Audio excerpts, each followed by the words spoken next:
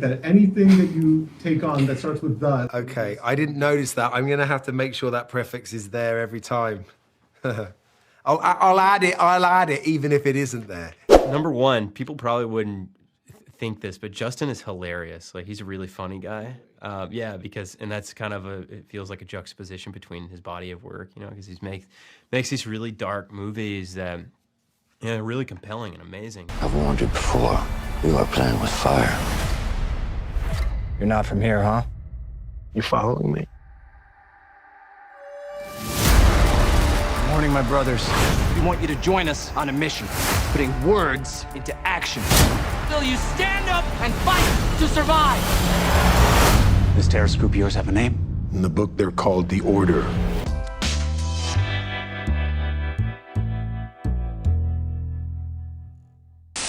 There's something going on recently with your films that I think anything that starts with "the" is a phenomenal project. The New Pope, The Third Day, the Grand Budapest Hotel. I think that anything that you take on that starts with "the" is going to be a slam dunk. I didn't notice that. I'm gonna have to make sure that prefix is there every time. Yeah, and this I'll add it. I'll add it, even if it isn't there. There you go. Anything, just add "the" to the front. It'll be fantastic. This is a powerful, strong film, and you're so good in it. And I am just wondering, since this character is not necessarily the real character, this was not the real historical person. Yes. Where did you do any research into the actual law enforcement involved in to play this character, or was this a fully original creation? It was Zach Balin, the writer's choice early on to composite the agents. And as we developed and discussed more and more how we could maneuver and use Husk's role to better tell the story, it became apparent that we could even embellish it a little more. And I'd read up a lot on agents of that period and certain cases that had gone on around that area, and I really was keen to give him a plausible backstory. I wanted you to understand why he was as broken as he was at the beginning, as weary, and so really piecing all that together was a collaboration between me and Zach and Justin Kurzel, our director, and drawn on inspiration from other characters, other books that I'd read, as I said, but also just sort of fabricating and creating someone that you would buy, that you would believe. And it was a wonderful process because it really sort of bedded the character into me, and I felt great ownership over him and a great familiarity. Now, Justin has a very dynamic visual presence in the films that he makes, and this there's a stark beauty to it, but it's also gritty. Like the visual of the scenery and the nature is really powerful. But as a collaborator, as a director, what was it like working with Justin? I can't speak highly enough. He's become a good friend, and I just love the way he works. He has a very generous and warm understanding of the actor's process. He knows when to provoke, he knows when to sort of cajole, and I saw that across the board with everyone, even folk who came in to do a single scene or a couple of days. And then alongside that, he has, as you rightly said, a dynamism, which, by the way, is what he sort of conjures out of a daily basis, and how he captures that lightning in a bottle, you know, and creates an energy and keeps that energy going through his crew. He doesn't mess around. He doesn't use excessive takes or excessive angles. You know, it's a lot of, you know, what you see is what you're going to get, and he's made a lot of those big decisions before he even starts. It was a very fulfilling process, and it was one where we both really clicked. And we were fortunate enough to work again just recently on a couple of episodes of a TV show I made. Well, it's a phenomenal film. You're great in it. Thank you so much for your time today. My pleasure. Thank you. This is 2 in a row of the most gut-wrenching performances I've seen from you between this and Asphalt City. It's just really hard, intense, emotional stories. What was it like kind of inhabiting this character, knowing that this is based on a true story? Yeah, Well, I mean, I wasn't really aware of the story before I got involved with the project. So I think, like most people, I think they're going to be shocked to learn about the events that actually occurred in the mid 80s surrounding this story. And, it's a really resonant movie, I think, because, I mean, it has multiple, kind of various themes and perspectives in the movie. But specifically, what kind of intrigued me was, in my character was that he's this guy from a small town and is a young deputy at the sheriff's department in Coeur d'Alene, Idaho. And these guys that he grew up with for all of his life have now spun out of the Aryan Nation and started their own group, and they're trying to start a revolution. It's happening right in his backyard, and he has 2 young kids at home and an indigenous wife. And so, it's really kind of, a meditation on family and defending your community and trying to serve law and order, even though, it's, the people that you're after are the people that you grew up with, right? And at some point, they took a left turn when you took a right turn. I just found that so fascinating because I think it does brilliantly capture so well the, how vulnerable people in small communities can be, when you're not really exposed to much. And when you hear a voice, sometimes people can be quick to follow that voice and start echoing, whatever it is that they're hearing. And I think, people should be aware of that. And so for, many various reasons, I think it's a really important movie, but those are some of the things that kind of fascinated me about it. And you've worked with so many amazing filmmakers in your career. What is unique about working with Justin? Number one, people probably wouldn't think this, but Justin is hilarious. Like, he's a really funny guy. Yeah, because, and that's kind of it feels like a juxtaposition between his body of work, because he makes these really dark movies that, really compelling and amazing, but, shoot, they're really dark sometimes. And I was a fan of his work for many years, and he's the kind of director who's able to get amazing performances out of all of his actors. And every film that you look at, you just wonder, how is this guy doing that? And so I was really interested to meet Justin and have the chance to work with him. And Justin is he has this ability to get on someone's wavelength and connect with them in a personal, kind of artistic way. And he really, allows for a trust and a bond to be built with the actors that he's working with. And so I think once you build that, you kind of feel comfortable with each other, and you feel comfortable kind of going to the darkest corners of the scene or these characters and really trying things. And I think that's what Justin really excels at. And so, yeah, I mean, he was such a joy to work with. I hope it's not the last time we work together. I hope so too. It's a great film. You're phenomenal in it. Thank you so much for your time today. Thank you, man. Appreciate it. Yeah, you too. Defeat. Victory. Defeat. Victory. Defeat. Victory. So, phenomenal film. Absolutely loved watching this film, and I've been a big fan of your work for years. This film, it's an ugly story. Like the hatred, all of these terrible things in this film are ugly, but there are many moments that are just beautifully shot, like the landscape shots where you're kind of following over from a high view. There's the shot at the bar where you've got the really intense neon color. There's a lot of beautiful sequences in this film. Did the ugliness of the story alter at all your approach to how you wanted to picture this film?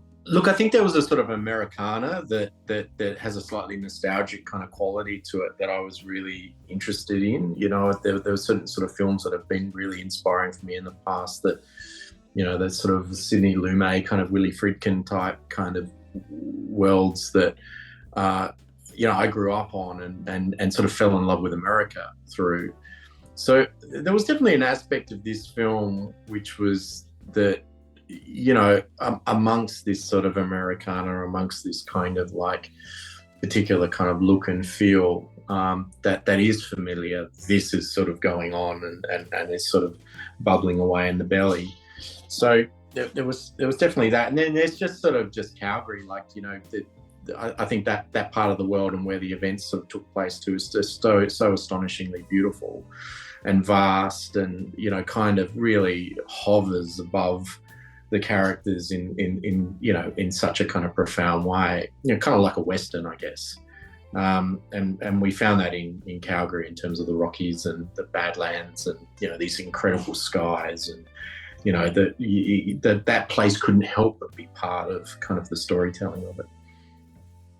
Something that I noticed, and I don't know if this was intentional or not, but I wanted to know, I don't think any law enforcement lands a single shot in the entire film. I think that we see them shoot at the bad guys, but we don't see anybody actually get shot. Was that just a coincidence, or was that intentional?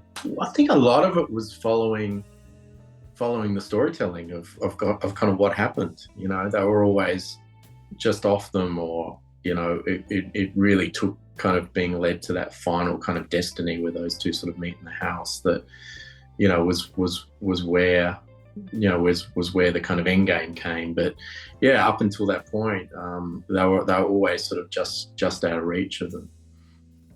And again, it's a great score in this film, and it's that really haunting, beautiful music that's there. How much of that was independent? Like, were you involved in the conversations when the music is being created, or is that you just kind of hand it over and let them do their thing?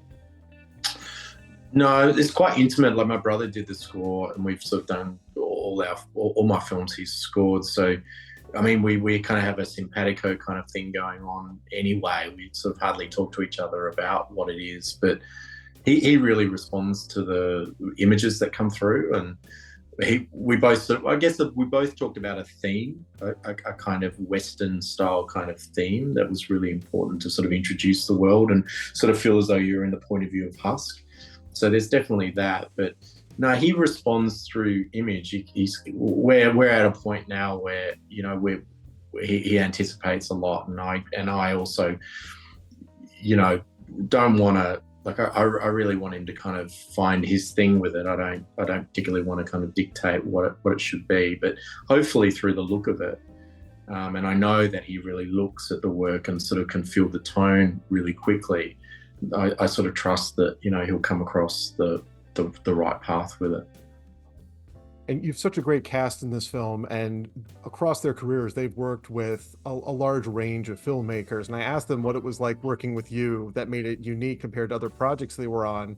And Tye specifically said it's your sense of humor and how funny you are in between scenes, and just your approach to it. Is that something that you think you carry to all of the films that you work on, or was there something different in the order? No, I think maybe it's because some of the stuff I've done has been pretty kind of dark and tough and stuff, that you need a release valve, and for yourself, but also for the crew and for the actors around you and stuff like that. But I don't know, I love the family aspect of making a film. It's wonderful. Like, you're around all these people you sort of get to know and you're working with in such a sort of intimate way. And part of making a set too, kind of, like feel like it's something warm that you're walking onto, or that you're always trying to break down the seriousness of a set, because when you first arrive, it always feels serious. Like, I always feel like, oh my god, like I'm never going to be able to do this, because you're driving and the trucks start to kind of line up, and there's suddenly people that are looking at you and they want answers, and it all feels very grown up. And I'm sort of, I don't know, there's something in me that tries to dismantle that sort of straight away. And I guess humor is sort of part of it, is sort of feeling as though you can joke around and, enjoy each other's sort of company, and make the set feel really effortless. That's a key to, an actor relaxing and doing their best work, I think. So years ago, I wrote an appreciation for Assassin's Creed because I think it's a great movie. I really love it. And looking at that, there's obviously, when you're making a big budget film like that, there's a spectacle and there's a scale to it. This film still has a pretty substantial scale to the story and the span of time that it's going over. And just like you said, the vistas from where everything was filmed. Do you find that the making a film on a smaller budget or in a more restrictive manner, does that alter your approach to the story, or do you think you can do unique things when you don't have kind of the studio requirements on it?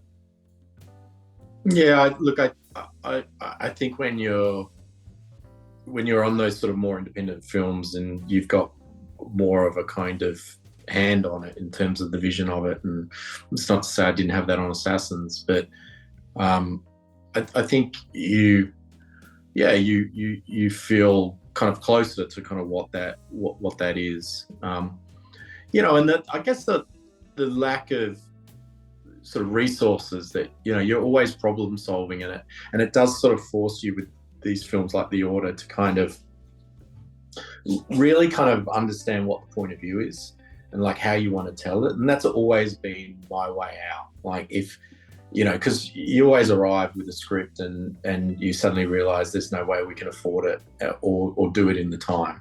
So then the just becomes endless conversations about compromise. And the only thing that's saving you there is kind of like, what's the point of view? Like, where does the camera want to be? How do I solve these kind of budget schedule problems with an economy or a kind of real sense of purpose as to kind of where the camera wants to be for the character? So I find, even though it's frustrating and I'm always kind of going, why isn't there enough resource for this? You do come up with some really interesting ideas that start to define the film a bit more and, kind of make it, I guess, more interesting. And my last question is that this is a story that I did not know at all. There's a lot of these stories that kind of bubble up in film and television in recent years that are things like, I can't believe this happened, I didn't know about it. And as I got to the end of the film, that card at the end that indicates how the Turner Diaries has impacted so many events, including the January 6th riot, was there ever any consideration of not including that because it could inflame sensibilities? Or was that just, this is a hard and true fact and we want to make sure we're showing that this kind of thing still happens today? Well, I think it's at times more dangerous that it's hidden, like I think if you kind of, if it's sort of stealth-like and it's hiding in the shadows, then, it almost, to me, becomes kind of more dangerous because it's out there and people are kind of reading it and using it and kind of like, whereas if you can have an open conversation about its threat and about its danger and actually sort of expose it for what it is, I think that it starts to make people question what it is and the validity of it. So I've always, my approach to those sort of things has always been about, we need to have a conversation about it, and what's the harm in talking about some of these really difficult things. That it's much better to do that than to sort of just silence them or kind of keep them away or kind of be scared of them. You kind of you have to also sort of expose them. So I think that was our take with, and I felt that in the script. I felt it was really kind of clear. How it was sort of being used and the sort of hypocrisy of the book and also the danger of it and why it's been able to kind of breed a little bit and grow without sort of being detected. So yeah, that was sort of a big part of the curiosity of sort of the book and and its place today. Well, it's a phenomenal film. Thank you so much for your time. Can't wait for people to check it out. Thank you so much. Cheers, mate. Thanks, Alex. Thank Cheers, folks.